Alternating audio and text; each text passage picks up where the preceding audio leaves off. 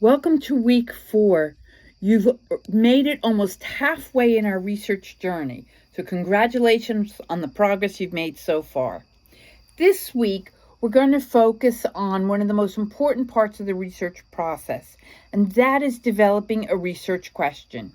In the Mind Edge readings, you're going to be helping Mark, our fictitious person. You're going to help him create his own research question. This is practice for the work that you'll be doing when you want to create the research question for your own topic. I want to give you a real-world example that I'll share from my dissertation. I was interested if and how faculty and students are able to connect in online asynchronous courses. That's what we're doing. Ours is an online asynchronous courses where faculty and students never meet in person and are not online at the same time. My research question was simply, how are connections between faculty and students created by faculty in an asynchronous online course? That was my research question. To get there, first, I developed my keywords like you did in week 3. So I focused on online, asynchronous, and faculty-student connections. I did my literature review using those keywords to see what other scholars already had to say about this issue. And as described in one of the announcements, I wrote about what they did, but not just a summary. I compared what each scholar said with what other scholars said, and I talked about the similarities and the differences, and if I thought there were some gaps, things that they didn't talk about at all that I thought should be. I also needed to think about who was the audience for my work, who would read my dissertation, and who would benefit from my research.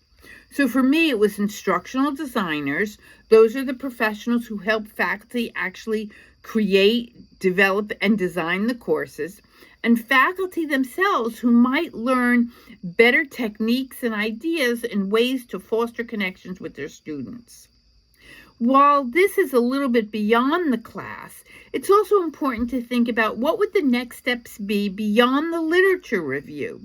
So what connects to my own process was I interviewed faculty and students who were taking asynchronous online courses, and I served as an observer in an online course, and I also taught online courses. And that combination of perspectives helped me to answer my question along with the literature review in a meaningful way. For you, though, this week is all about crafting that research question. That question will guide the rest of your work in this course. One more important piece of information: citations.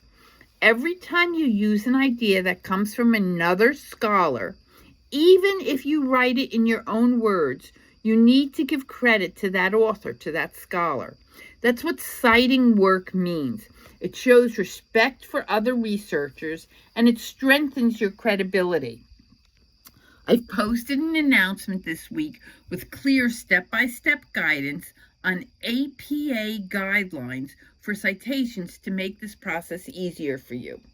So as you move into week 4, practice with Mark on forming research questions, develop your own clear research question, and remember to cite the sources that help you get there. I'm looking forward to reading your work this week as I do every week. You're doing an excellent job. I love getting to know you.